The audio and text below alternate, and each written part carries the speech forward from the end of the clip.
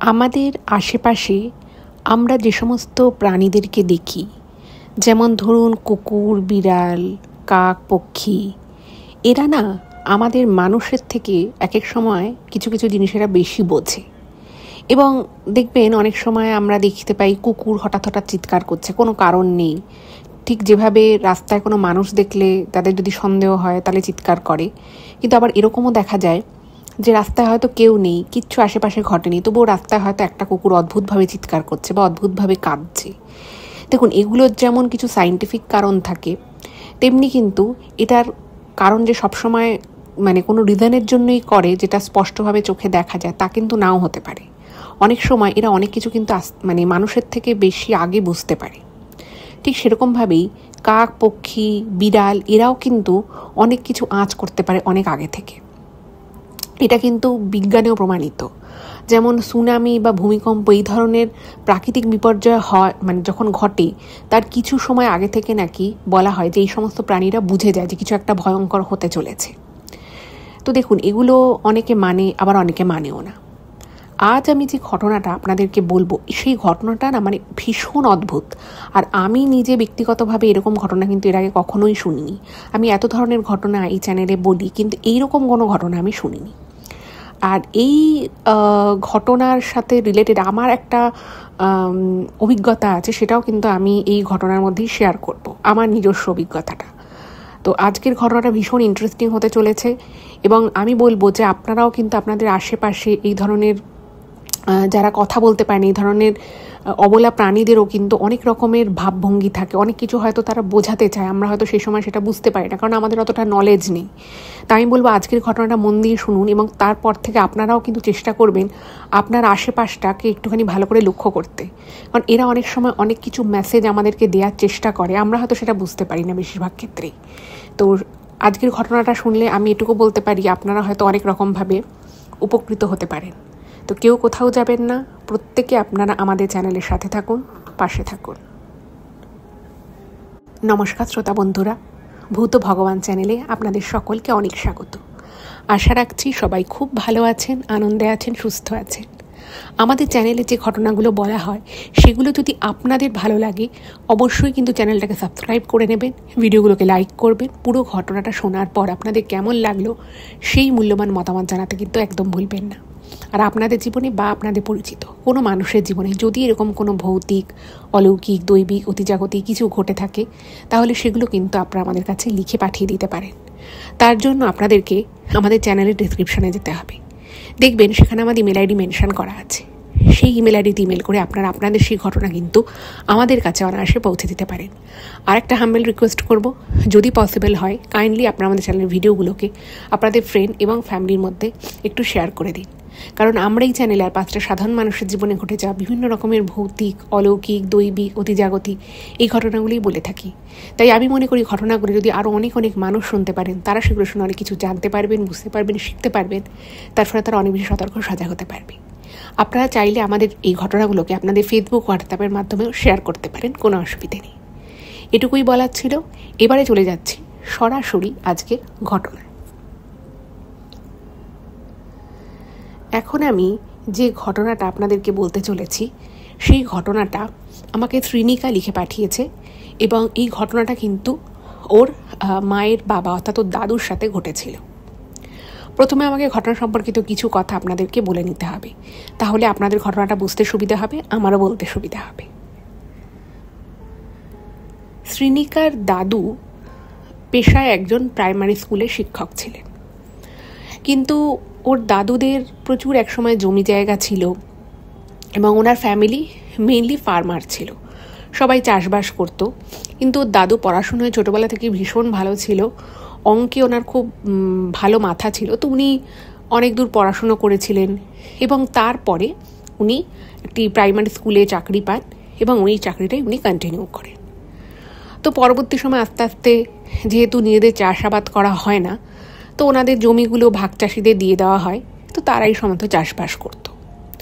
কিন্তু দেখবেন যারা চাষবাস বিষয়টাকে ভালো বোঝে, বা যাদের একটা ইচ্ছে থাকে যে নিজে কিছু ফলাবো, নিজের জমিতে কিছু ফসল করব, তাদের না বিষয়টা একটা নেশার পর্যায়ে চলে আসে। ওর দাদু কিন্তু, শ্রীনিকার দাদু, উনি কিন্তু কিছুটা এরকম টাইপেরই মানুষ ছিলেন। উনি স্কুলে যেতেন, ওনার যেহেতু সকালে স্কুল ছিল, তো স্কুল থেকে ফিরে এসে উনি মাঠে, ওনার বাড়ির সংলগ্ন যেটা ছোট্ট মাঠ মতো একটা একফালি জমি ছিল, তো সেখানে কিন্তু উনি নেশার জন্য, জাস্ট ওনার ভালো লাগতো, তো সেই কারণে উনি কিছু সবজি চাষ করতেন এবং সেই জমিটা যা যা কাজকর্ম সব কিছু দাদু একা করতো। এইটা সন্ধে অবধি করতো, আবার সন্ধ্যের পর থেকে উনি টিউশন পড়াতেন বাড়িতে। সারাদিন উনি কিন্তু ভীষণ কাজকর্ম নিয়ে ব্যস্ত থাকতেন। আর ওনার কাছে গ্রামের প্রচুর ছেলেমেয়েরা পড়াশোনা করতে আসতো। মানে অনেকের হয়তো কোনো একটা অঙ্ক আটকে গেল, তো ওনার কাছে চলে যেত, এবং তার বদলে যে উনি টাকা নিতেন তা কিন্তু নয়, উনি টাকা নিয়েও পড়াতেন, কিন্তু সেটা ছাড়াও কিন্তু প্রচুর ছেলেমেয়েরা এমনি ওনার কাছে আসতো অঙ্ক করতে, যেহেতু উনি অঙ্কের খুব ভালো একজন টিচার ছিলেন। তো এরকমই একজন মানুষ।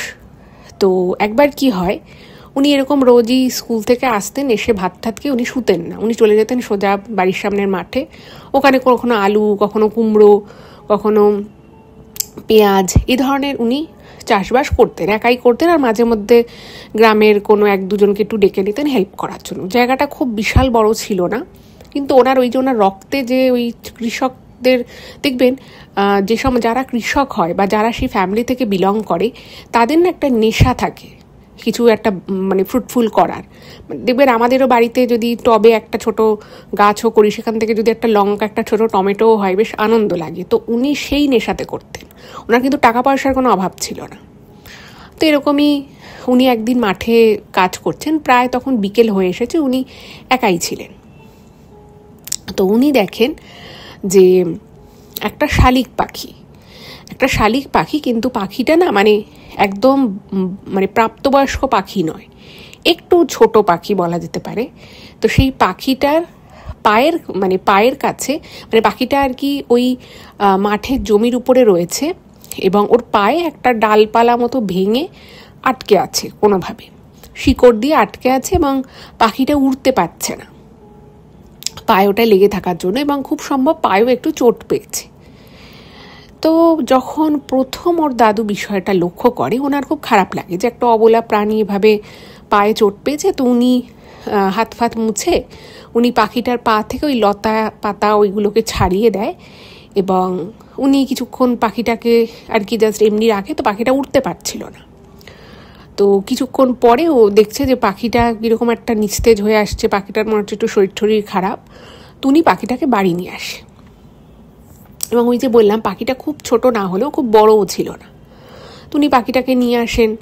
তো তারপরে উনি পাখিটাকে একটু জল, একটু খাবার দেয়, এবং ওনাদের মানে ওর যে দাদুর যে বাড়িটা, সেই বাড়ির সামনে একটা বিশাল বারান্দা মতো ছিল। তো ওই বারান্দাতেই উনি পাখিটাকে রাখে, এবং ওখানে খাবার জল এ সমস্ত দেয় পাখিটাকে, এবং সারা রাত কিন্তু পাখিটা ওখানেই ছিল। এবার যেহেতু আমি আপনাদের বললাম যে পাখিটার পায়ে একটু চোট লেগেছিল, তো পাখিটা সেজন্য উঠতে পারছিল না, হয়তো অনেকক্ষণ ধরে পায়ে ওরকম লেগেছিল, সেটা তো জানা নেই। তো যখন ভোর হয়, একদম যখন ভোর, তখনও মানে আলো ঠিকঠাক মতো ফোটেনি। তো দাদু উঠে দেখছে যে পাখিটার কি অবস্থা। তো দেখছে যে পাখিটাকে আগে যেরকম লাগছিল পাখিটাকে দেখে, এখন মনে হচ্ছে যে পাখিটা একটু সুস্থ আছে। তো তখন উনি পাখিটার মাথায় একটু হাত ফাত বুলিয়ে দেয়। তো কিছুক্ষণ পরে যখন ভোরের আলো মোটামুটি ফুটে যায়, তখন পাখিটা উড়ে চলে যায়। তো ওনার বেশ ভালোই লাগলো যে একটা নিরীহ প্রাণী, অবলা প্রাণী, সে এরকমভাবে চোট পেয়েছিল। তো তাকে বাড়িতে এনে উনি ভাবলো ভালোই করেছি। তো উনি তারপরে স্কুলের উদ্দেশ্যে রেডি হয়ে বেরিয়ে যায়। ভালো কথা, উনি আবার ওনার যেরকম ডেইলি রুটিন থাকে সেরকম উনি স্কুলে যান, পড়ান, তারপরে বাড়ি আসেন, আবার মাঠে যায়। তো এইভাবে মোটামুটি 4-5 দিন কেটে যায়, এবং উনি পাখিটার কথা মোটামুটি ভুলেই গেছে। তো 4-5 দিন পরে হঠাৎ সন্ধেবেলা, সেদিন উনি বাড়িতে তখন একাই ছিলেন, তো উনি দেখছে যে ওনাদের সেই ওই দাওয়ায় যেখানে ওই পাখিটাকে উনি রেখেছিলেন, সেখানে পাখিটা এসেছে।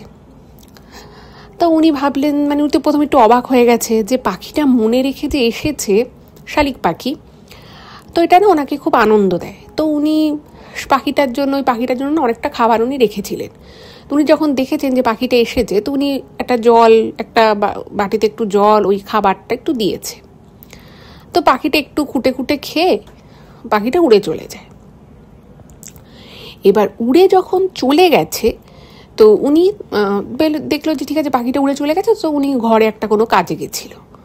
তো ঘরে যখন কাজটা সেরে যখন উনি আবার ওই দাওয়ায় এসেছেন, উনি দেখে যে পাখিটা যেখানটা ছিল সেইখানটায় একটা রূপোর পায়ে পরার যে টো রিংগুলো হয়, তো ওরকমই একটা পায়ের ছোট্ট একটা রূপোর রিং পড়ে রয়েছে।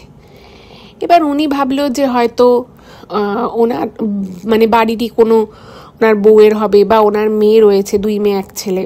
তো উনি ভেবেছেন যে তারা হয়তো কেউ এটা পড়ে। তো উনি ওটাকে নিয়ে উনি ভাবলো যে দূর, এদের কোনো জিনিসপত্র রাখার ঠিক ঠিকানা নেই। তো ওটাকে নিয়ে এসে উনি কী করেছে, ওনার বেডরুমে যে ড্রেসিং টেবিল ছিল, তো সেখানে উনি রেখে দিয়েছে।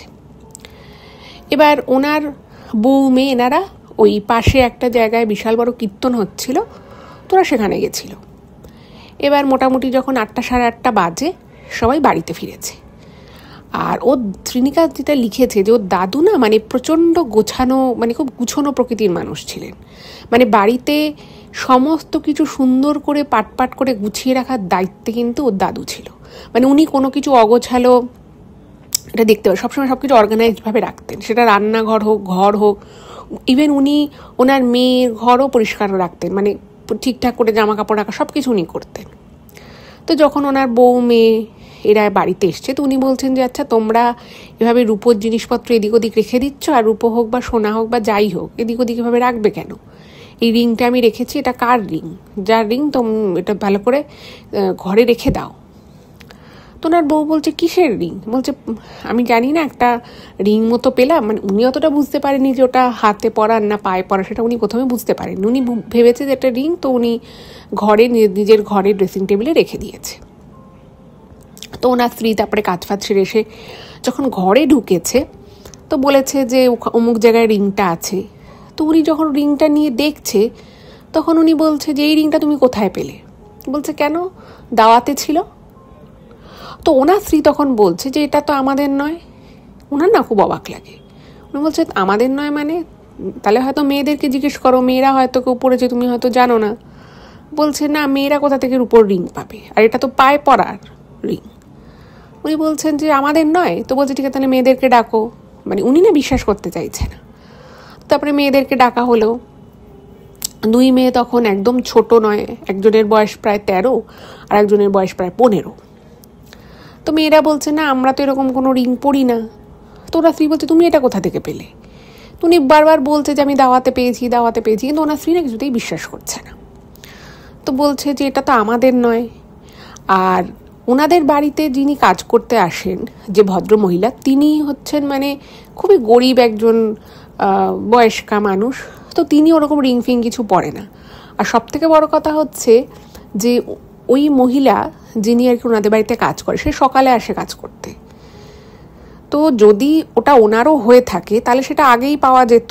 ওনার স্ত্রী বলছে কেন, আমি তো দাওয়াতে গেছি, আমি তো এরকম কোনো কিছু দেখিনি। তো তখন ওনার বিষয়টা একটু অবাক লাগে যে তাহলে এই রিংটা এলো কোথা থেকে? রিংটা তো তাহলে আসার কথা নয়। তো ওনার স্ত্রী বললো যে ঠিক আছে রেখে দিই, রূপোর জিনিস এভাবে ফেলে দেওয়ার তো কিছু নেই, ঠিক আছে আমি রেখে দিচ্ছি। এবার ওনারও একটু অবাক লাগে যে রিংটা কি করে এলো।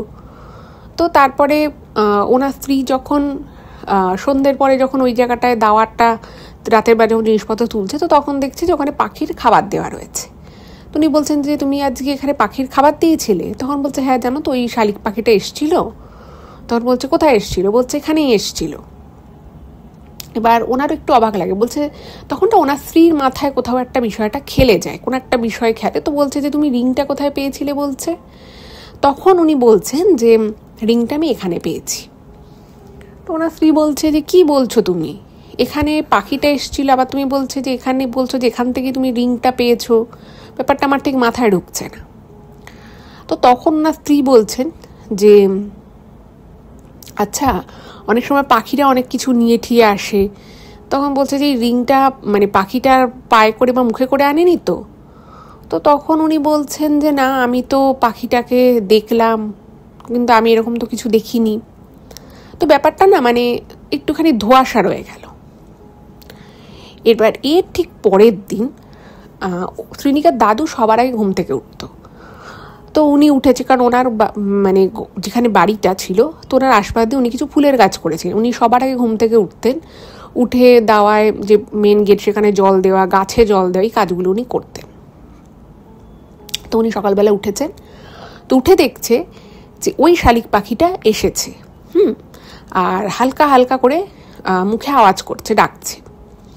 তো ওনার তো বেশ ভালো লাগলো, মানে মানে উনি নিজে হাতে ওই পাখিটাকে এনেছিলেন। পাখিটা তখন আহত অবস্থায় ছিল, পাখিটা সুস্থ হয়েছে। তো সেই তাকে দেখে তো ওনার খুব আনন্দ। তো উনি জল ফল দিয়েছে, আবার খাবার দিয়েছে। তো কিছুক্ষণ ছিল, ওই হয়তো মিনিট 1-2 পাখিটা ছিল, তারপরে পাখিটা উড়ে চলে যায়। এবারে উনি চলে যাওয়ার পর এবার উনি তো আর ওখানে দাঁড়িয়ে ছিল না, উনি টুকটাক উনি সকাল থেকে প্রচুর কাজ করতেন। তো উনি ঘর ফরের কাজ ফাজ করছে। তো করতে করতে যখন উনি বাথরুমে গেছে স্নান করবে বলে, তো তার মাঝখানে আবার ওনার স্ত্রী উঠে গেছে। তো ওনার স্ত্রী যখন উঠে গেছে তো উনিও দাওয়া এসছে। তো উনি দাওয়া এসে দেখেন যে একটা মানে যেখানটার কি পাখির খাবারটা দেয়া ছিল ঠিক সেই জায়গায় একটা ছোট্ট নীল রঙের পাথর পড়ে আছে। ছোট্ট নীল রঙের, মানে যেরকম নীল রঙের ফ্যান্সি পাথরদের দেখবেন অনেক সময় আগেকার দিনে বেশি পাওয়া যেত ডিজাইনে, যে আংটি হতো লাল নীল পাথরের, আপনাদেরও হয়তো মনে থাকবে। তো ওরকম একটা মানে মনে হচ্ছে পাথরটাকে দেখে যে ওটা কোনো আংটির পাথর, এরকম টাইপের একটা কিছু পড়ে রয়েছে। তো ওনার খুব অবাক লাগে। তো উনি ওনার স্বামীকে ডেকেছে, বলছে যে আচ্ছা এই পাথরটা এখানে পেলাম, এটা কি তুমি রেখেছো? উনি বলছেন না, আমি তো এরকম কোনো পাথর আনিনি, আমি কেন পাথর আনতে যাব? বলছে আমি এইখানটায় দেখেছি, এবং ঠিক সেই জায়গাটাতে যেখানে ওই পাখিটা এসে বসেছিল, ঠিক আছে, পাখিটার খাবার দেয়া ছিল। তো তখন না ওনার একটু অবাক লাগে যে ওই একই জায়গায় 2 দিন আগে ওই রূপোর রিংটা পাওয়া গেছে। ঠিক সেই জায়গাতে ওরকম একটা নীল পাথর দেখে একদম মনে হচ্ছে যে এটা কোনো মানে একদম সুন্দর করে কাট করা একটা পাথর, আর সেই পাথরটা কিন্তু ওনাদের নয়। তো তখনও অবধি মাসিও আসেনি, কেউ না, কিছুই না। তখন ওনার খুব অবাক লাগে যে কী ব্যাপার, এখানে কি করে আসছে। তো এই বিষয়টা না মানে ওর দাদু অতটা আমল দেয় না, বলে যে দেখো তোমরাই হয়তো রেখেছো, বা মেয়েরা হয়তো কোনো সাজগোজের জিনিসপত্র এনে হয়তো রেখেছিল, সেখান থেকে হয়তো পড়েছে। তো ওনাদেরকে জিজ্ঞেস করা হলো, তো ওনার মেয়েরা বললো না আমরা তো কিছু করিনি। আর আমি এটা বলছি শ্রীনিকার দাদুর ঘটনা। তো সেই সময় শ্রীনিকার মা, ওর মাসি, এরা মানে অতটাও ওরকম গয়নাগাটি পরা বা ওরকম কিছু কেনাকাটা সেরকম তখনকার দিনে অতটা ছিল না। তো এটাতেও না ওর দিদার একটু সন্দেহ হয় যে পরপর 2 দিন 2টো জিনিস পাওয়া গেল, যে 2টো জিনিস খুব অদ্ভুতভাবে পাওয়া যায় এবং 2টো জিনিস ওদের বাড়ির নয়। তো দিদার একটু চিন্তায় পড়ে যায় যে ব্যাপারটা কি। এবার ওই যিনি কাজ করতে আসতেন তাকে জিজ্ঞেস করেছে, সে বলছে না গো, আমি হতদরিদ্র, আমার ওরকম রূপোর হাতে পায়ের কোনো ওরকম আংটি নেই, আমি আর কি রাখবো। তো আর এই পাথরটা কথা তো ওনাকে জিজ্ঞেস করাটাই বাহুল্য হয়ে যায়। যাই হোক, তো ওর দিদার মনে মাথায় ব্যাপারটা ঘুরতে থাকে। তো সেই দিনই রাতের বেলা যখন ওর দাদু আবার ফেরে, তারপরে উনি বললাম যে গ্রামের অনেক ছেলে মেয়েকে পড়াতেন। তো তখন না ওর দিদা ওই যে ছেলে মেয়েগুলো পড়তে আসে, যদিও তারা অন্য ঘরে আসতো, বাইরের দিকে একটা অন্য ঘর ছিল, সেই ঘরে পড়াতো।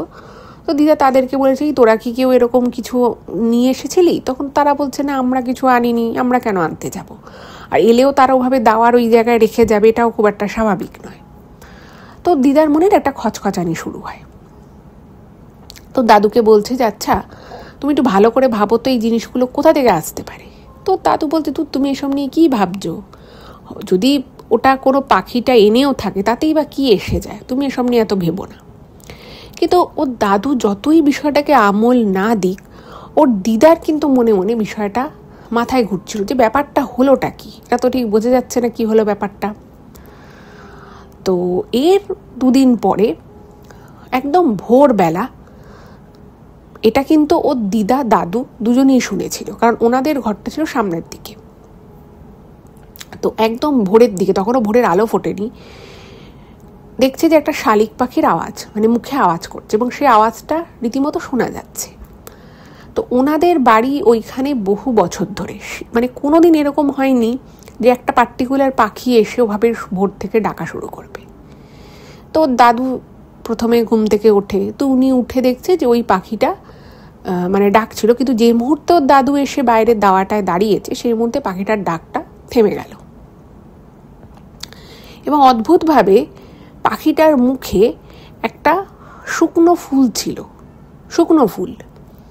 তো দাদু ভেবেছে যে কোথাও থেকে হয়তো পাখিটা মুখে করে একটা ফুল নিয়ে এসেছে। কিন্তু অদ্ভুত বিষয় হচ্ছে যে পাখিটা ওর দাদু যে মুহূর্তে দেওয়া এলো ওই ফুলটা রেখে পাখিটা উড়ে চলে গেল। এবার ওর দাদু ভাবছে যে তাহলে কি আগের যে দুটো জিনিস পাওয়া গেছে সে দুটোও হয়তো এই পাখিটাই এনেছে। তো ওর দাদু কি করেছে, কিছুক্ষণ পরে যেহেতু ওর দিদা উঠে এসছে, ওর দিদাকে বলছে যে দেখো আজকে পাখিটা একটা কোথা থেকে শুকনো ফুল এনেছে। এবার এটা দেখে ওর দিদা না খুব একটু রাগারাগি করে যে কোথাকার ফুল, মানে কারোর হয়তো বাড়ির পুজোর ফুল পুজো করে হয়তো ফেলেছে, এবার কোথায় ফেলেছিল কী না ফেলেছিল, কোথাকার ফুল তাও জানা নেই, কোন পুজো করেছে বা কোনো পুকুর ঘাটে। আগেকার সময় কি হতো, প্রচুর লোকে পুকুর ঘাটে ফুল টুল ফেলে আসতো। তো সেটা একটুখানি খারাপ লাগে যে ওনার, যে কোথা থেকে কী ফুল তুলে এনেছে এগুলো কেউ ঘরের মধ্যে আনে। তো উনি বললো যে দূর, এরপরে পাখিটা এলে কিন্তু পাখিটাকে উড়িয়ে দিতে হবে, কারণ এভাবে কোত্থেকে কি কুড়িয়ে কাড়িয়ে এনে ঘরের মধ্যে ফেলছে, এটা তো ভালো কথা নয়। এবার ওর দাদুন একটু নরম স্বভাবের ছিলেন, উনি অত কিছু বুঝতেন। উনি বলতে দূর, এটা অবলা প্রাণী, এটা পাখি, ও কি আর বোঝে যে ও কোথা থেকে কি কুড়িয়ে এনেছে ফেলছে, আর পাখিটা তো ছোটও বুঝতে পারেনি, তুমি এটা নিয়ে অত ভাবছো কেন, ফুলটা ফেলে দিলেই হলো, আর দাওয়া প্রত্যেক দিনই পরিষ্কার করা হয়, জল দিয়ে ধোয়া হয়, তো অসুবিধে কী আছে। তো উনি ব্যাপারটাকে আর অতটা আমল দেয়নি। যাই হোক, তো এর পরে যেটা হলো সেটা হচ্ছে ওর দাদু একটা স্বপ্ন দেখে। এর কয়েকদিন পরে ওর দাদু স্বপ্ন দেখে যে ওর দাদুর যিনি মা ছিলেন তিনি না মানে খুব একটা বেশি না, মানে বলা যেতে পারে অল্প বয়সেই উনি দেহ রেখেছিলেন। তো মানে দাদুর যখন বয়স ধরুন ওই 17-18, তো সেই সময় কিন্তু ওনার মাতৃবিয়োগ হয়।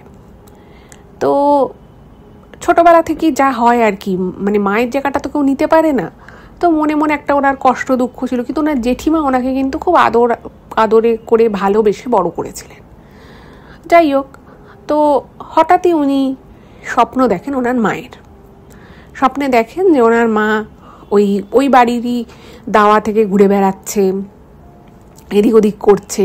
ওনার মা ওই ঢেকিতে ধান ভাঙতেন, তো এই সমস্ত কিছু মানে ওনার স্মৃতিতে ছিল।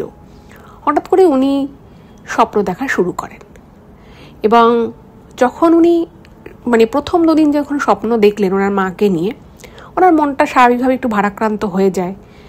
মা তো, এবার উনি স্বপ্ন দেখেছেন, যাই হোক সারাদিন তারপরে যেরকম ওনার কাজকর্ম থাকে সেরকম কাজকর্মই করেছেন।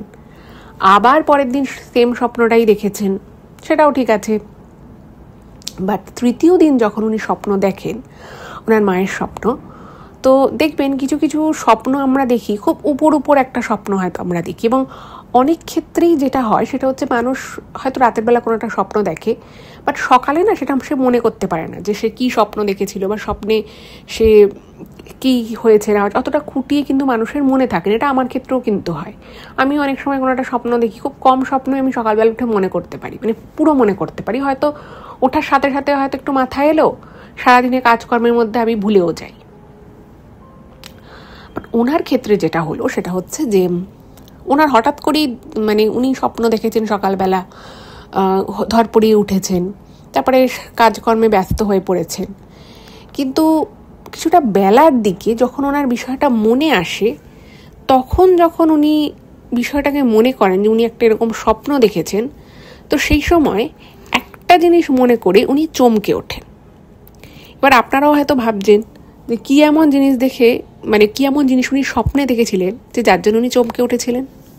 তো সেটা হলো উনি স্বপ্নে যে ওনার মাকে দেখেছিলেন, তো সেই সময় ওনার মাথায় খেললো একটা বিষয়, সেটা হচ্ছে স্বপ্নে উনি দেখেন যে ওনার মা ঢেকিতে ধান ভাঙছেন এবং ওনার মায়ের পায়ে একটা রূপোর আংটি রয়েছে, এবং সেই যে আংটিটা ওনার মায়ের পায়ে রয়েছে সেই আংটিটা এক্স্যাক্টলি সেই আংটিটার মতো যে আংটিটা ওই পাখিটা চলে যাওয়ার পরে ওনাদের দাওয়ায় পাওয়া গেছিল। এবং ওইটাও একটা রূপোর আংটি, এটাও একটা রূপোর আংটি, এবং যতটুকু ওনার সেই মুহূর্তে মনে মাথায় আসে তাতে উনি বুঝতে পারেন যে দুটো আংটি এক। এবার আমি আপনাদেরকে প্রথমেই বলেছিলাম যে ওনার অনেক দিন আগে, বহু বছর আগে আর কি, উনি যখন বেশ ছোট ছিলেন সেই সময় ওনার মা মারা গেছিলেন। এবার ওনার বিষয়টা আবছা আবছা মনে ছিল যে ওনার মা পায়ে এরকম আংটি পরতেন, কিন্তু বিষয়টা না অতটা স্পষ্টভাবে ওনার আর কি ধারণায় ছিল না। তো সেই মুহূর্তে যখন ওনার মনে এলো যে উনি স্বপ্নে বারবার দেখেছেন এবং এই পায়ে যে একটা আংটি রয়েছে সেই জিনিসটা ওনার তখন মাথায় খেলে যায়।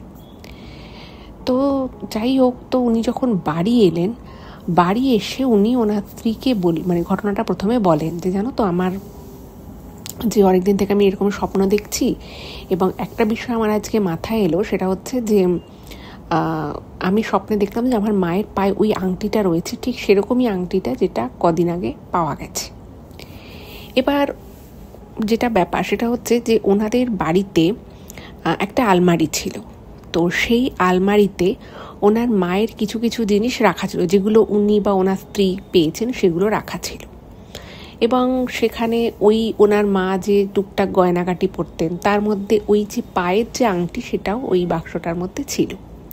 তাছাড়া দু একটা ছোটোখাটো জিনিস যেগুলো খুব একটা এক্সপেন্সিভ নয়, বাট এক্সপেন্সিভ জিনিসের মধ্যে একজোড়া কানে সোনার দুল ছিল, সেটা ওনার স্ত্রীকে দিয়েছিল, তো সেই জন্য ওইটা ওনার কাছে ছিল।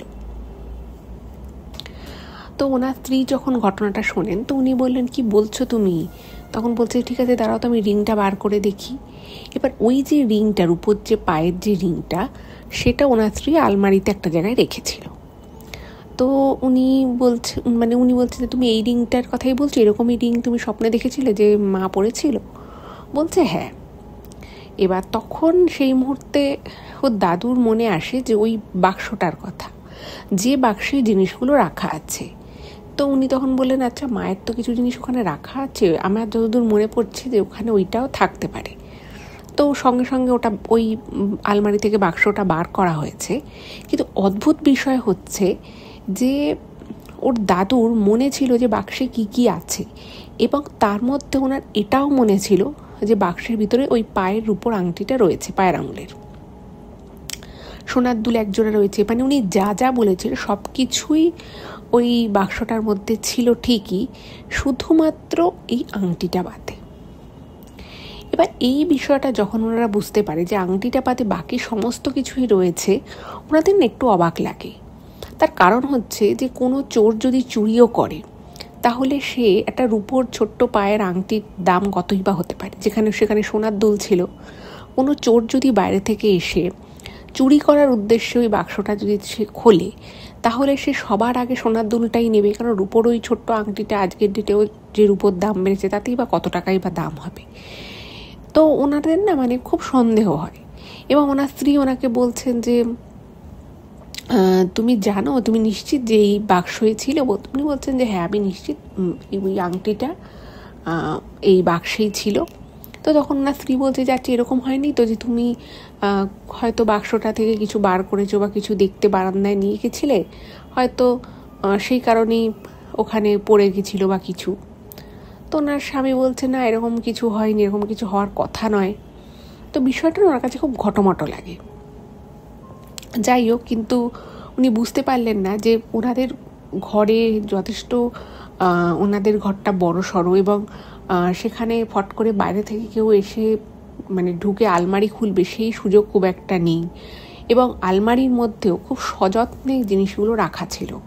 এবং আরও যে বড় প্রশ্ন, ওই যে বললাম যে ওখানে দামি জিনিস থাকতে কেউ কেন শুধুমাত্র রূপোর ওই ছোট্ট পায়ের আংটিটা নেবে, সেটা ওনার মনে মাথায় ঠিক ব্যাপারটা ঢুকলো না। বাট কিছু করার নেই, কারণ আর কিছু নতুন করে চিন্তা ভাবনা করার মতো কোনো সুযোগ ওখানে ছিল না, ফলে উনি আর ওটা ব্যাপারটা নিয়ে অতটা ভাবলেন না। যাই হোক, তো এভাবে সময় এগিয়ে গেল এবং বিভিন্ন সময় উনি মানে প্রবলভাবে স্বপ্ন দেখা শুরু করলেন যে ওনার মা, কখন উনি দেখতেন যে দাওয়ায় বসে ওনার মা খুব মন খারাপ করে বসে আছেন বা কখনো কান্নাকাটি করছেন, কখনো উনি দেখলেন যে ওনাকে খুব স্নেহ ভরে ভাত খাইয়ে দিচ্ছে। এরকম নানান টাইপের স্বপ্ন কিন্তু উনি সপ্তাহে 3 থেকে 4 দিন দেখা শুরু করলেন। এবার দেখুন, একটা ইমোশনাল ব্যাপার তো থাকেই, কিন্তু ওনার মা যেহেতু বহু বছর আগে মারা গেছেন, আর ওনার সাথে ওনার মায়ের 17-18 বছর যখন বয়স, 18 কমপ্লিটও হয়নি, তার আগে উনি মাকে হারিয়েছিলেন। এবং ওই যে বললাম যে তারপর থেকে ওনার জেঠিমা ওনাকে প্রচণ্ড স্নেহ করে ভালোবেসে বড় করেছিলেন। তো ওনার কাছে না ওনার মায়ের স্মৃতিগুলো আস্তে আস্তে আস্তে আস্তে অনেকটাই ফিকে হয়ে যাচ্ছিল। দেখুন, সেই অর্থে তো ফিকে হয় না, কিন্তু যা হয় আর কি। তারপরে পড়াশুনো জীবন ছিল, কাজকর্ম, বিয়ে থা, তো সেই ব্যাপারগুলো অতটাও প্রবল গাঢ় ছিল না যে উনি প্রত্যেক দিন ওনার মায়ের কথা চিন্তা করছেন আর উনি মায়ের স্বপ্ন দেখছেন। এবার প্রথম উনি বিষয়টাকে একটুখানি লাইটলি নেন, যে ঠিক আছে, আমি হয়তো মায়ের কথা মনে মনে ভাবছি, বা হয়তো আমার কাছে বারবার এই বিষয়টা সামনে আসছে, তাই হয়তো আমি রিয়্যাক্ট করছি, বা তাই হয়তো আমার এরকম মনে হচ্ছে। কিন্তু আস্তে আস্তে যখন এই বিষয়টা বাড়তে লাগলো, মাঝে মধ্যে উনি এরকম স্বপ্ন দেখছেন এবং স্বপ্নে উনি দেখছেন যে ওনার মা ওনার কাছে এসেছে, কিছু বলতে চাইছে, বিষয়টা ওনার না একটু খটকা লাগে। এবং উনি একজনের কাছে যান, গিয়ে সমস্ত কথা বলে। তো সে বলছে, দেখো, এটা তো খুব স্বাভাবিক, তোমার মা বহু বছর আগে মারা গেছে, বা তোমার আস্তে আস্তে বয়স হচ্ছে, তুমি অনেক কিছু চিন্তা ভাবনা করছো, সেই জন্যই হয়তো তুমি এইরকম স্বপ্ন দেখছো। এটাকে এত আমল দেওয়ার কোনো দরকার নেই, যেভাবে জীবন চলছে সেভাবেই চলুক, কোনো অসুবিধে নেই। কিন্তু ওই যে বলে যে কোনো কিছু একটা ঘটার আগে কিছু কিছু মানুষ না বুঝতে পারে যে কিছু একটা ঘটতে পারে বা কিছু একটা ঘটতে চলেছে, এরকম চিন্তাভাবনা কিন্তু অনেকের মনেই আসে।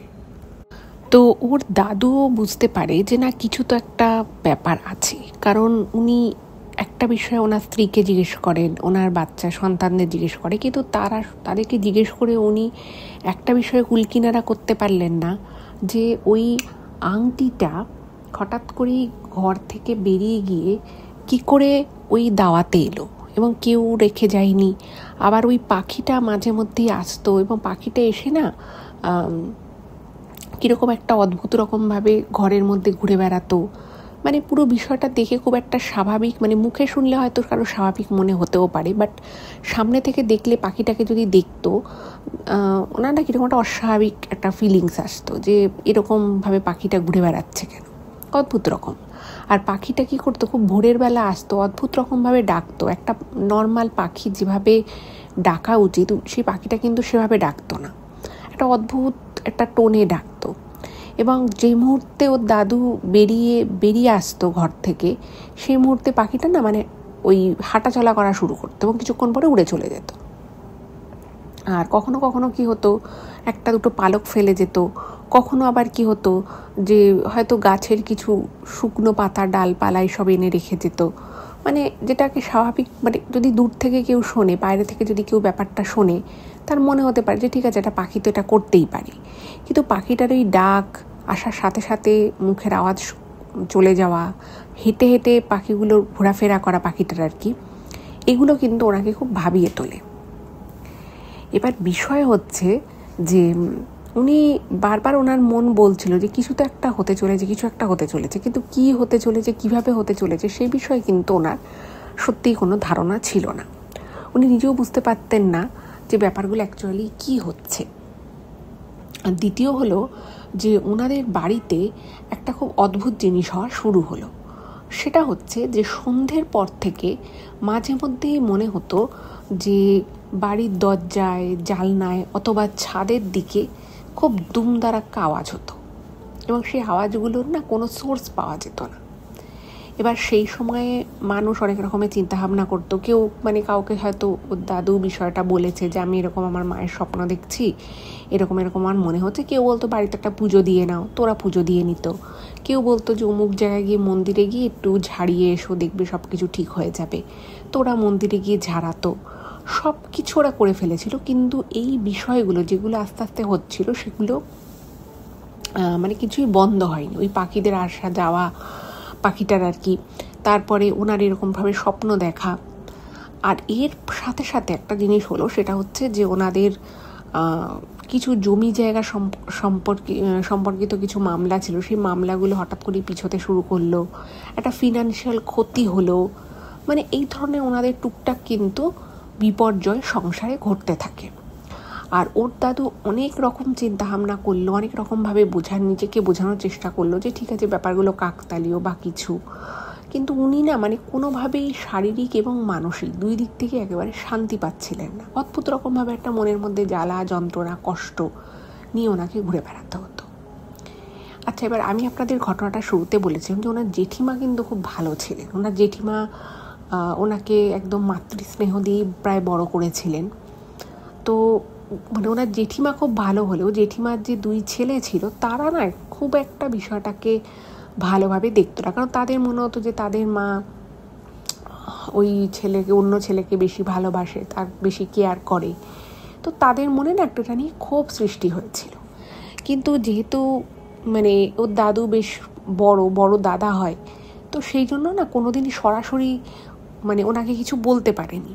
কিন্তু উনি বুঝতে পারতো, মানে ওর দাদু বুঝতে পারতো যে জেঠিমা খুব ভালো হলেও জেঠিমার ছেলেরা কিন্তু আমাকে খুব একটা পছন্দ করে না, এটা উনি কিন্তু বুঝতে পারতেন। বাট ওই যে বলে যে সব কিছু সবসময় বুঝতে পারলেও যে সেটার বিরুদ্ধে অ্যাকশন নেওয়া যায় সেটা তো নয়। তো ব্যাপারটা ওইখানেই এসে দাঁড়ায়। এইবারে ওর দাদুর যিনি জেঠিমা ছিলেন তাদের ফ্যামিলি দাদুর বাড়ির ঠিক পাশেই ছিল, আর ওনাদের ছেলে নিয়ে সংসার সবাই ওই বাড়িতে থাকতো। আর এই বাড়িটা ওর মানে শ্রীনিকার দাদুর বাড়িটা হচ্ছে ঠিক তার পাশে, লাগোয়াই বলা যেতে পারে। আচ্ছা, এখানে একটা জিনিস বলে রাখি, সেটা হচ্ছে যে ওর দাদুদের কিন্তু বিষয় সম্পত্তি ভালো রকমই ছিল। ওই যে বললাম কিছু জমি জায়গা ছিল, বাট উনি অতটা সেই জমি জায়গা চাষাবাদ সম্পর্কে ওনার খুব বিশাল কিছু উনি করতে পারতেন না। তার কারণ হচ্ছে উনি যেহেতু পেশায় একজন টিচার ছিলেন। এবার ওই যে বললাম যে ওনার জ্যাঠা জেঠির যে ছেলে মেয়েরা তারা খুব একটা পছন্দ করতো না, এবং এটাও বুঝতে পারতো যে ওদের একটা মনে মনে হিংসে আছে যে ওদের এত বেশি সম্পত্তি। আজ কিন্তু জেঠিমা ওনাকে এত বেশি ভালোবেসেছিলেন যে জেঠিমার মুখের দিকে তাকিয়ে ওর দাদু কোনো দিন কিছু বলেনি, এবং ওদের সংসারে যদি কখনো কোনো অভাব অনটন কোনো কিছু প্রয়োজন হয়েছে সব সময় কিন্তু দাদু নিজে এগিয়ে এসে ওদেরকে অনেক কিছু দিয়েছে, অনেক ওদের সাহায্য করেছে এরকম। তো সমস্ত ব্যাপারটা যখনই পাখি আসার ব্যাপারটা হতে থাকলো, তো তখন দাদুর মনে মনে অনেক কিছু ভাবছে, চিন্তা করছে। এবার একদিন হঠাৎ করে ওনার স্ত্রী লক্ষ্য করেন, মানে ওর দিদা লক্ষ্য করে যে বাড়ির যে ঈশান কোণ রয়েছে সে ঈশান কোণে ওই সেম পাখিটা এসেছে খুব ভোরবেলা। এবং মানে দেখবেন কোনো কারণ ছাড়া কিন্তু কোনো পাখি হঠাৎ করে ঠুকরে ঠুকরে মাটি, মানে একদম গ্রাউন্ড থেকে মাটি ঠুকরে ঠুকরে কিন্তু গর্ত করে না। তো হঠাৎই ওর দিদা দেখছে যে পাখিটা এসে মুখ দিয়ে আর কি, ওর চঞ্চু দিয়ে আর কি মাটি খুঁড়ে খুঁড়ে এদিক ওদিক ফেলছে। এটা দেখে না ওনার খুব সন্দেহ হয় এবং ওনার খুব অদ্ভুত লাগে যে হঠাৎ করে মাটি খুঁড়ছে কেন পাখিটা। তো দিদা না সেই সময় সামনে যায়নি, কারণ ভাবলো যে দেখি পাখিটা কি করে, কারণ সামনে গিয়ে ফট করে যদি পাখিটার সামনে দাঁড়ায় তো পাখিটা উড়ে যেতে পারে। তো উনি তখন একাই ছিলেন, খুব ভোরের দিক। তো উনি দেখছেন যে ওই ঈশান কোণ থেকে পাখিটা মানে বেশ আর কি অনেকটা, মানে পাখিটার একটা ছোট পাখির যতটা ক্যাপাসিটি হওয়া উচিত তার থেকেও কিন্তু বেশ অনেকটা পাখিটা মাটি খুঁড়ে ফেলেছে ঈশান কোণ থেকে। এবং খুঁড়ে অদ্ভুতভাবে পাখিটা নিজের মানে পা দিয়ে ঠোঁট দিয়ে ওখান থেকে না একটা কালো রঙের তাবিজ বের করলো।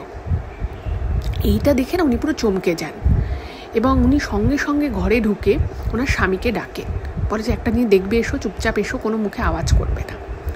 তো দাদুও গেছে, গিয়ে দেখছে যে পাখিটা একটা ওরকম কালো তাবিজ বার করেছে মাটির তলা থেকে, আবার মানে ঠুকরে ঠুকরে ঠুকরে ঠুকরে একটা কালো পুঁটলি মতো বার করেছে। মানে ওটা হয়তো মাটি লেগে কালো হয়ে গেছে, মোদ্দা কথা একটা কাপড়ের ছোট্ট পুঁটলি বার করে পাখিটা মুখে করে ওই তাবিজ আর পুঁটলিটা নিয়ে চলে গেল, উড়ে চলে গেল। এটা দেখে না ওনাদের খুব অবাক লাগে এবং ওরা একটু ভয়ও পেয়ে যায়, বিশেষত দিদা। দেখুন, ও যেটা লিখেছে যে ওদের বাড়িতে না কখনোই ওরকম তাবিজ কবজ এগুলো কোনোদিন ওরা বিশ্বাসও করতো না, ওরকম তান্ত্রিক ক্রিয়া আদিগুলো কোনোদিনই ওরা করেনি। করতে হয়ও নি, ওদের সেরকম মনেও হয়নি যেগুলো কখনো করবে বা কিছু। কিন্তু ওরা যখন দেখে, ও দাদু দিদা যখন দেখে যে ওই পাখিটা ওই ঈশান কোণ থেকে একটা তাবিজ বার করলো, এটা না ওদের ভীষণ রকমভাবে স্পুকি লাগে, খুব মানে ওরা চমকে ওঠে যে এটা কী করে সম্ভব। আর একটা অবলা প্রাণী, ছোট্ট একটা পাখি, সে কি করে ওখান থেকে ঠুকরে ঠুকরে একটা তাবিজ বার করলো? তাহলে পাখিটা জানলো কি করে যে ওখানে একটা তাবিজ আছে? আর ওই যে বললাম যে ওদের বাড়ি থেকে একটু এগিয়ে গিয়ে একটা ছোট্ট জমি ছিল, সেখানে উনি ফসলের মানে এমনি সবজি, শখের জন্য সবজি চাষ করতেন। তো কোনোদিনও ওনারা দেখেনি, মানে ওনাদের সবজি চাষ করেছে, মাটি খোঁড়া তো পড়েই, চাষ করতে গেলে মাটি কর্ষণ করতেই হয়।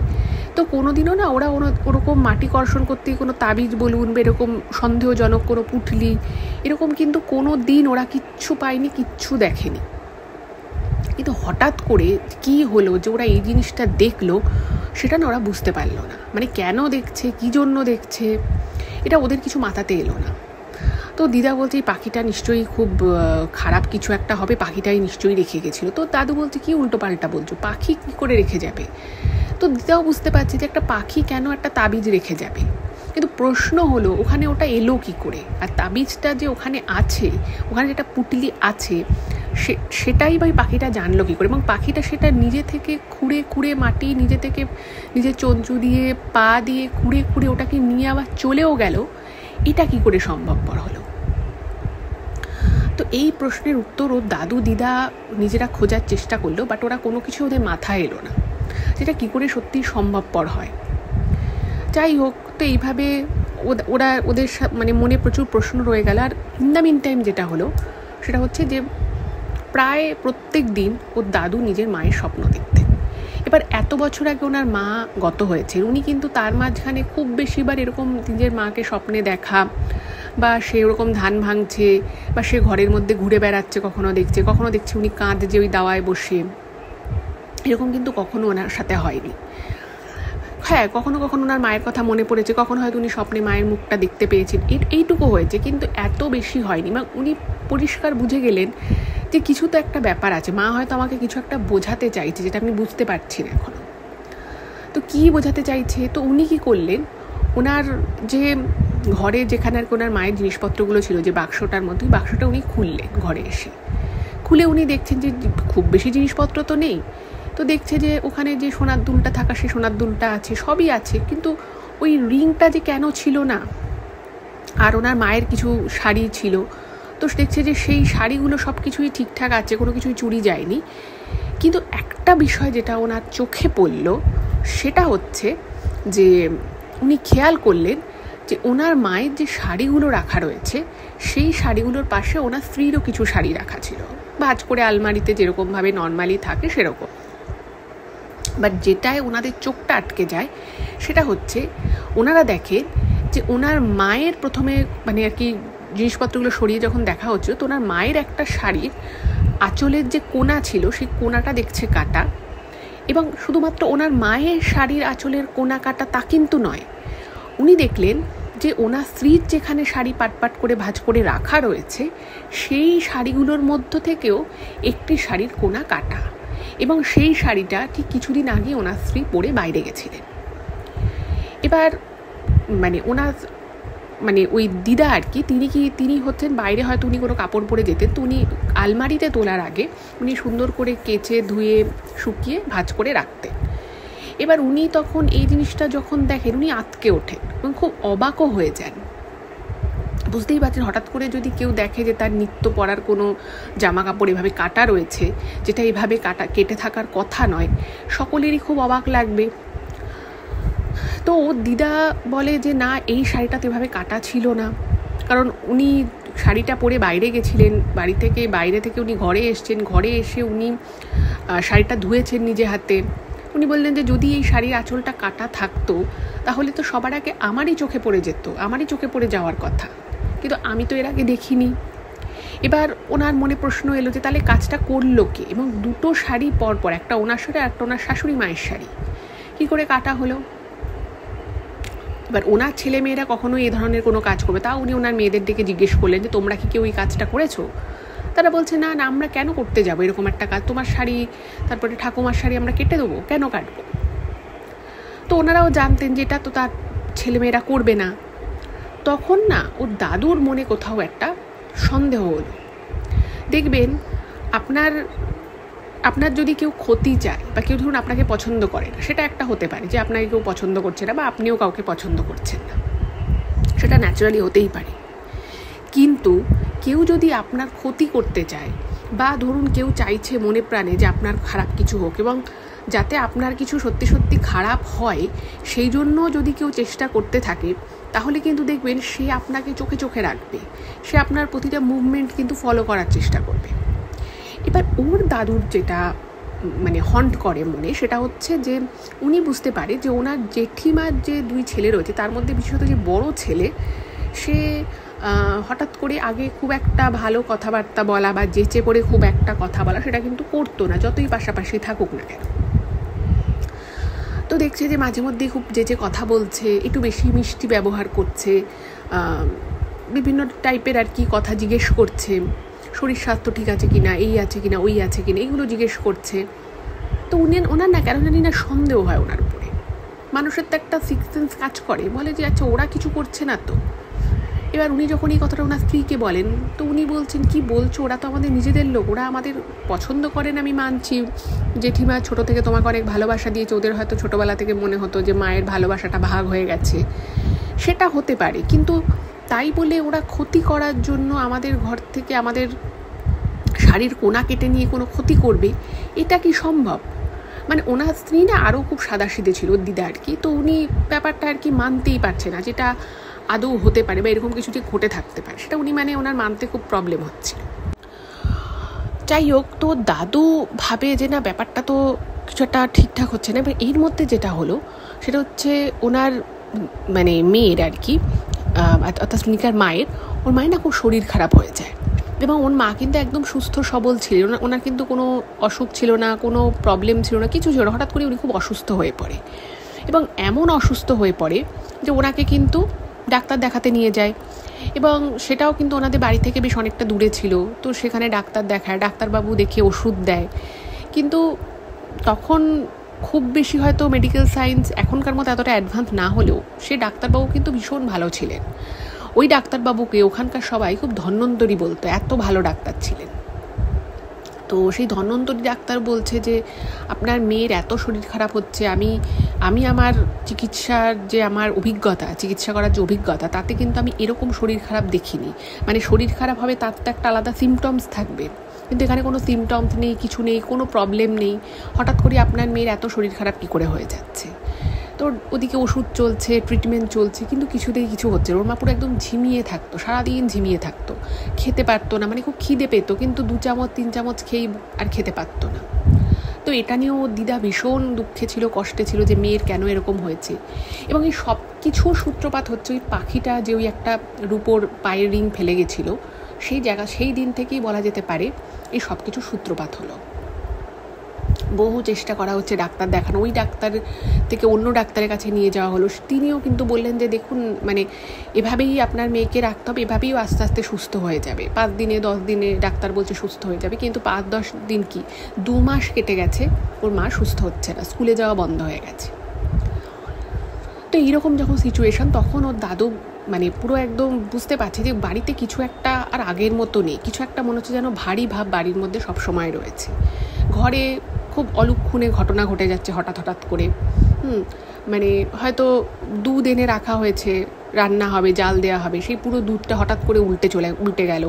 ভাত জাস্ট বসিয়ে চলে গেছে, ভাতটা পুরো মানে হয়তো 2 মিনিট দেরি হয়েছে ভাতটা গালতে। এবার তাতে কি হতে পারে, ভাতের জলটা একটু শুকিয়ে যেতে পারে, ফ্যান পড়ে যেতে পারে, সেটা হতে পারে, কিন্তু তাই বলে পুরো ভাতটা কি ঝামা হয়ে পুড়ে যেতে পারে মাত্র কিছু সময়ের দেরি হওয়ার জন্য? তো দেখছি পুরো ভাত পুড়ে গেছে। দুপুর গড়িয়ে বিকেল হয়ে যাচ্ছে, তখন গিয়ে সবাই মিলে খেতে পাচ্ছে। মানে বাড়ির মধ্যে একটা অদ্ভুত সব ঘটনা ঘটা শুরু হয়েছে, কিন্তু কোনোখানেই না সঠিক কোনো কারণ ওরা বুঝতে পারছে না যে এইটার জন্য এটা হচ্ছে। তো সবাই বাড়িতে প্রচণ্ড চিন্তায় পড়ে গেছে। কিন্তু দাদু ভাবলো যে না, অনেক হয়েছে, এবার উনি ওনার স্ত্রীকে আর জ্বালায়নি, কারণ ওনার স্ত্রী তো ওনার মেয়েকে নিয়ে খুব ব্যস্ত ছিলেন। মেয়ের জন্য বিভিন্ন জায়গায় মন্দিরে গিয়ে উনি প্রার্থনা করে আসতেন। হয়তো মেয়ে একটু সুস্থ হতো, আবার কিছুদিন পরে অসুস্থ হয়ে যেত, এইভাবে চলছিল। তো দাদু তখন ভাবলো যে না, আমি এবার একজনের সাথে মানে কারোর একজনের আমার সান্নিধ্য দরকার। তো সেই সময় তারাপীঠে কিন্তু এখন যেরকম মহাশ্মশানে প্রচুর প্রচুর সাধকরা সাধনা করছে, অনেকে এই ক্রিয়া আদি করছে, খবরের কাগজে বিশাল অ্যাড দিয়ে কেউ হয়তো বলছে যে অমুক দিন অমুক অমাবস্যা তিথিতে আমরা এই কাজ করব, ক্রিয়া আদি করব। তো ও যেটা লিখেছে মেলে, যে ওর দাদুর কাছে যেটা শুনেছিল, যে সেই সময় কিন্তু তারাপীঠে এত এত সাধক, এত এত লোক কিন্তু ছিল না, কিন্তু ওখানে যে কজন সাধক থাকতো সেই সময় বা যারা মায়ের উপাসনা করতো, তারা কিন্তু একদম মন প্রাণ ঢেলে করতো, এবং তারা কিন্তু কোনো টাকা পয়সা সেভাবে দিতে হবে, এত হাজার টাকা দিতে হবে, তত হাজার টাকা দিতে হবে, এরকম কিচ্ছু ছিল না। তাদেরকে খুশি হয়ে যে যেটুকু যা দক্ষিণা দিত, আর বলতো হয়তো একটুখানি আমাকে চাল আলু দাও, যাতে আমি ফুটিয়ে দুটো খেতে পারি। তো তারাপীঠে ওনার একজন বন্ধু ছিল, ওর দাদু। তো তার ওই নলাটিতেই বাড়ি ছিল। তো সেই বন্ধুর সাথে উনি যোগাযোগ করেন। তো সেই বন্ধুর কাছে আর কি উনি শুনেছি, কারণ যেহেতু ওই বন্ধু তারাপীঠেই ছোটোবেলা থেকে তার বড় হয়ে ওঠা, তো সে বলেছিল যে তারাপীঠে এরকম প্রচুর সাধক আছে যাদের সত্যিকারের কিন্তু অসাধ্য সাধন করার মতো ক্ষমতা আছে, এবং তারা এমন অনেক কিছু করতে পারে, মায়ের আশীর্বাদে তাদের এত ক্ষমতা যে তারা কেউ হয়তো তোমার ক্ষতি করছে বা কেউ হয়তো তোমার জন্য কিছু খারাপ চিন্তা করছে, সেটা ওরা বলে দিতে পারে, মানুষকে দেখে বলে দিতে পারে যে তোমার পিছনে কে খারাপ করছে, কে তোমার পিছনে ষড়যন্ত্র করছে, এরকম নাকি বলতে পারি। এবং উনি মানে ওখানকার অনেক সাধক নাকি সত্যি সত্যি রোগ মুক্তির জন্য মায়ের মানে চরণামৃত ফুল মন্ত্র পড়ে দেয়, সেটা খেয়ে নাকি অনেক মানুষ ভালো হয়ে যায়। এবার ওর দাদু এগুলো যে খুব বিশাল বিশ্বাস করতো তা কিন্তু নয়, উনি সারা জীবন পড়াশুনো চাষবাস এগুলো নিয়েই ছিলেন। কিন্তু বলে না যে মানুষের যখন দেয়ালে পিঠ থেকে যায় তখন মানুষ সব রকম দিক ট্রাই করতে থাকে। তো উনি এমনি ভগবান মানতেন, বিশ্বাস করতেন, কিন্তু উনি ওই সাধকরা যে এরকম কাজ করতে পারে বা এটা করলে যেটা ভালো কিছু হতে পারে সেই বিষয়ে কিন্তু ওনার খুব একটা ধারণা ছিল না। কিন্তু উনি দেখলেন যে না, ওনার মেয়ের অবস্থা দিন দিন খারাপ হয়ে যাচ্ছে। ডাক্তার, যে ধন্বন্তরী ডাক্তার, সে মানে মন খারাপ করছে, যে সে বলছে যে আমি এত বছর ধরে ডাক্তারি করছি, একটা বাচ্চা মেয়ের আমি এই সমস্যাটা মেটাতে পারছি না, এটা আমার খুব খারাপ লাগছে। মানে সেই সময়কার ডাক্তারদেরও মরাল ভ্যালুস অন্য রকমের ছিল, তারা তো আর টাকার পিছনে ছুটতো সেরকম তো নয়। যাই হোক, তো ওই ডাক্তারবাবুও তখন মানে ওনাকে বলেছিলেন যে দেখো, আমি আমার দিক থেকে চিকিৎসা চালাচ্ছি, তুমি ভগবানকে ডাকো, কারণ আমি সত্যিই বুঝতে পারছি না যে তোমার মেয়ে অ্যাকচুয়ালি সমস্যাটা কোথায় হচ্ছে। এতগুলো সমস্যা এইটুকু মেয়ের হওয়ার কথা নয়। আর সেই সময় দাঁড়িয়ে যতটা অ্যাডভান্স ট্রিটমেন্ট করা সম্ভব ততটাই করা হয়েছিল। যাই হোক, তো রক্ত পরীক্ষা করা সবই হয়েছিল।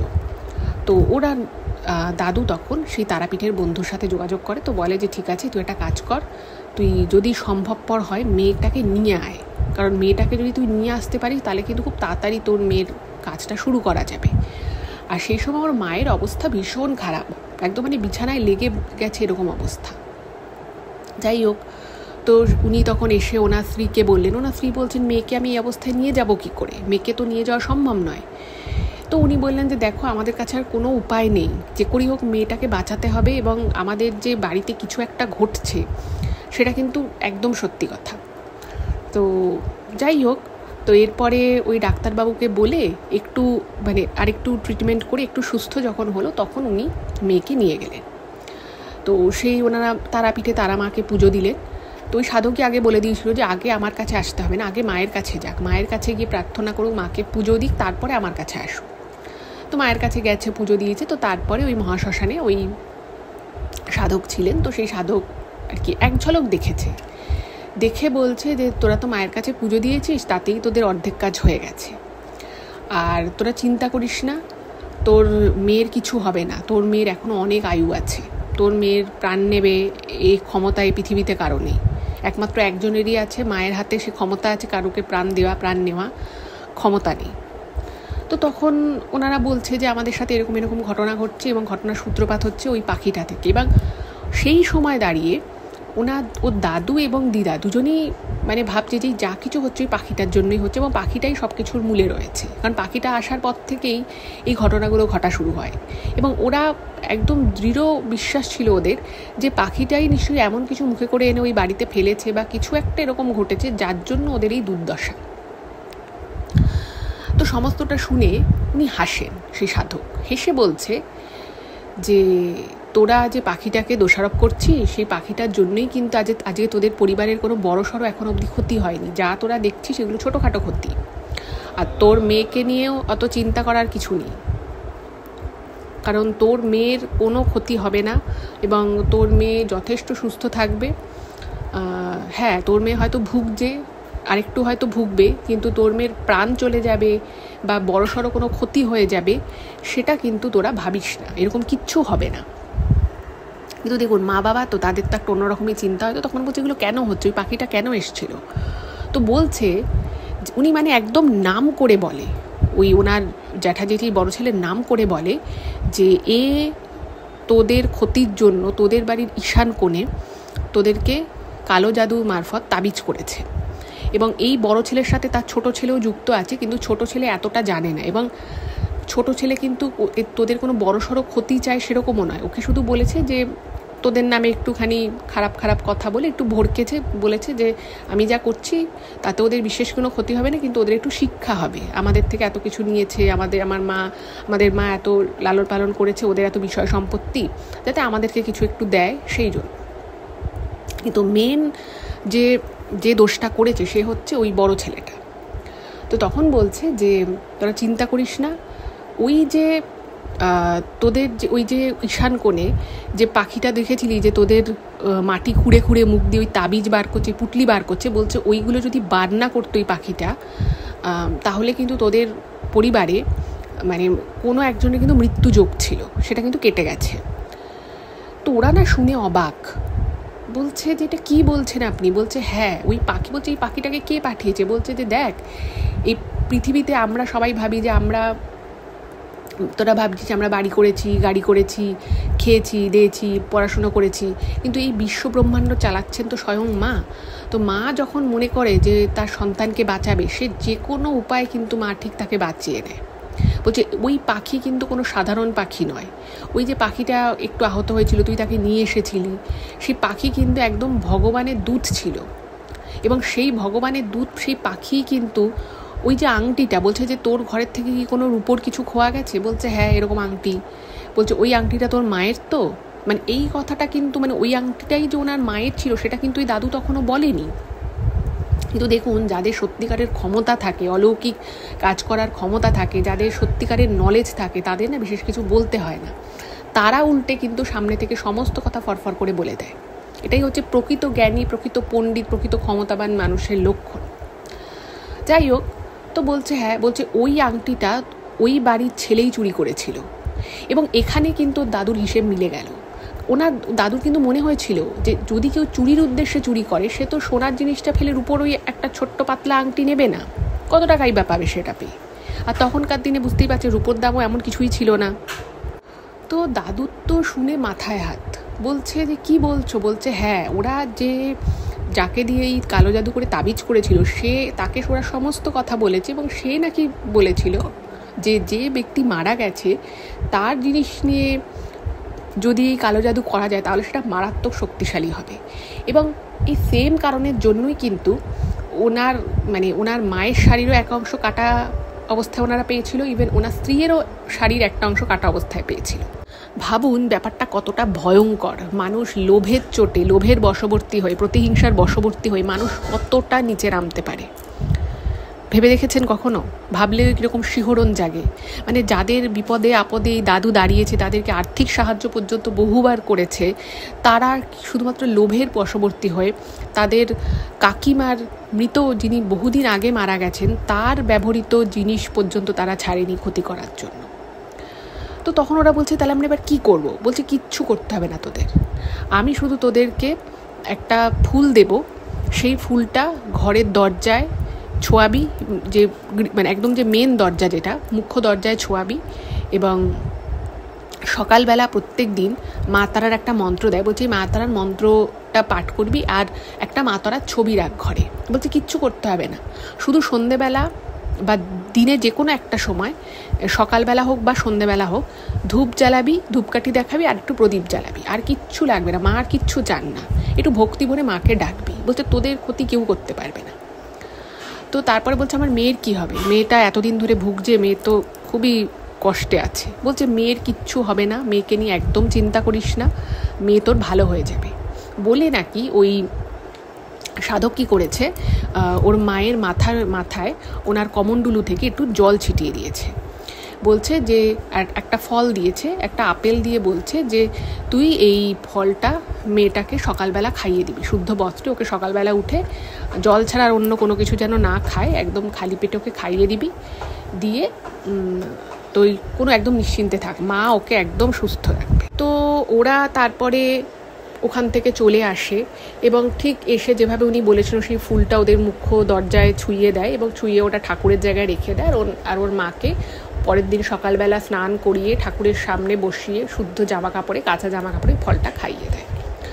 অদ্ভুত বিষয় হচ্ছে যে মেয়েটা একদম রোগা হয়ে গেছিলো, চুল উঠে যাচ্ছিলো, চোখের নিচে কালি পড়ে গেছিলো, সেই মেয়েটা কিন্তু ওই ফলটা খাওয়ার 8 দিনের মধ্যে সে কিন্তু অনেক অনেক ইমপ্রুভ করে।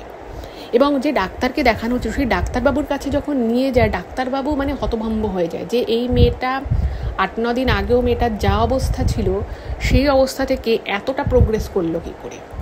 এবং ডাক্তারবাবুকে যখন সব কথা বলে, ডাক্তারবাবু বলল যে দেখলি আমি যত বড় ডাক্তারই হই না কেন, আসল বেটি তো এক জায়গায় বসে রয়েছে, সেই এই কাজটা করেছে। নাহলে দেখ এতদিন ধরে তোর মেয়ের আমি চিকিৎসা করলাম, এত ওষুধ খেলো, মেয়েটা কিন্তু সুস্থ হচ্ছিল না। মানে ডাক্তারবাবুও ভীষণ ভক্ত ছিলেন মায়ের, তো তিনিও বললেন যে হ্যাঁ সত্যি এটা মায়ের আশীর্বাদ ছাড়া সম্ভব নয়। তো যাই হোক, তারপর থেকে আর ওদের কোনো অসুবিধে হয়নি। কিন্তু ওই জ্যাঠার যে পরিবার, যে বিশেষত সেই বড় ছেলে, সে কিন্তু তার কাজের একদম যোগ্য জবাব পেয়েছিল। সে একটা জায়গায় কাজ করতো, সেটা ছোটো আর কি ব্যবসা ছিল, সেই নিজের কাজের থেকে সেই ব্যবসাটা সে শুরু করেছিল। সেই ব্যবসা থেকে যারা আর কি ব্যবসার সাথে যুক্ত ছিল তারা সমস্ত টাকা পয়সা চুরি করে একদম তাকে পথে বসিয়ে চলে যায়।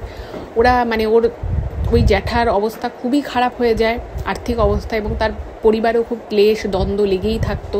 মানে অন্যের ক্ষতি করে যে কখনোই নিজের ভালো হয় না, সেটা কিন্তু আরও একবার প্রমাণ হয়ে গেছিলো। তো এটাই ছিল ঘটনা। কেমন লাগলো অবশ্যই জানাবেন, আর যদি ভালো লাগে প্লিজ চ্যানেলটাকে সাবস্ক্রাইব করবেন আর ভিডিওগুলো একটু ফেসবুক হোয়াটসঅ্যাপে শেয়ার করে দিন। আজ এ পর্যন্তই, দেখা হবে আবার পরবর্তী এপিসোডে। নমস্কার।